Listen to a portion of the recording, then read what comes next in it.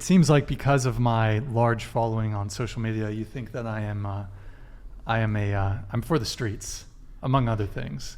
Living in California, I think previously I said I'm not a particular fan of marriage. Yes. However, I am a fan of long-term relationships. And while I'm not interested in marriage, I am interested in serious monogamous relationships.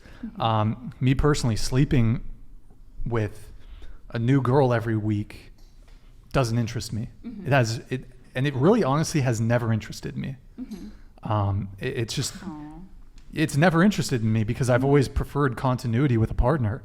And even if my motivation was sex, I think the most consistent and best you're going to get is within the confines of a relationship.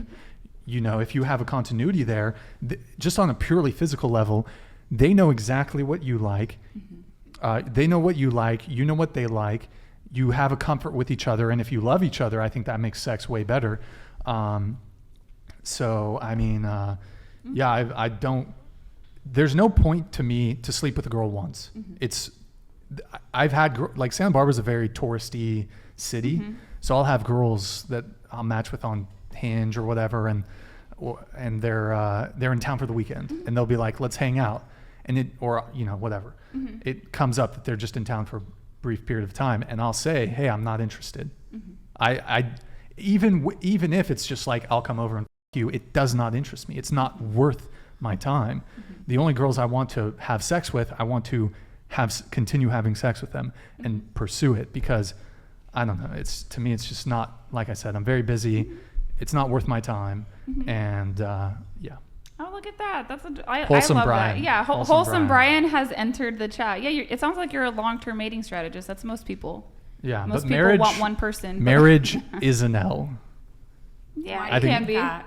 Well, have you seen the statistics? It's pretty bad. Okay, so like there's in terms of like divorce statistics. So yeah, we know the divorce rate is high, right? But this is some more statistics. The more people that you've slept with as a woman and as a man, the more people you sleep with, the less satisfied you'll report your marriage, supposedly, right? And keep in mind, the 50% of people that divorce, as an aside, they're just the ones that had the courage to leave. So I would say like a good deal of marriages are unhappy. I get DMs all the time because that's my bread and butter. I talk about marriage, how to get married, how to stay married. So the sexual number of partners a woman has had in her life does also correlate to that. I don't know why. It just is that's what's been reported. Also, just to add to this really quick, as far as just me preferring having one partner, I don't have the time or the energy to want to be juggling multiple women. It's just, I'm very busy with my business. So it's like, if I'm trying to bring in new girls, it would be bad for business. It's too much of a time sink. Whereas if I have one girl who's just, I can see her once, twice a week, maybe, then that's, to me, that's ideal. That's consistent. Because honestly, I'm so focused on my business. I don't, guys who work 9 to 5s or who are in college, it's, you have time to pursue women, but like, I really don't have the time to be being a hoe, basically. So it does not interest me. And for the success of my business, like I said, I don't have the time to do it. Really quick on marriage though. So 50% of marriages end in divorce. 80% of divorces are initiated by women. 90% if she's college educated.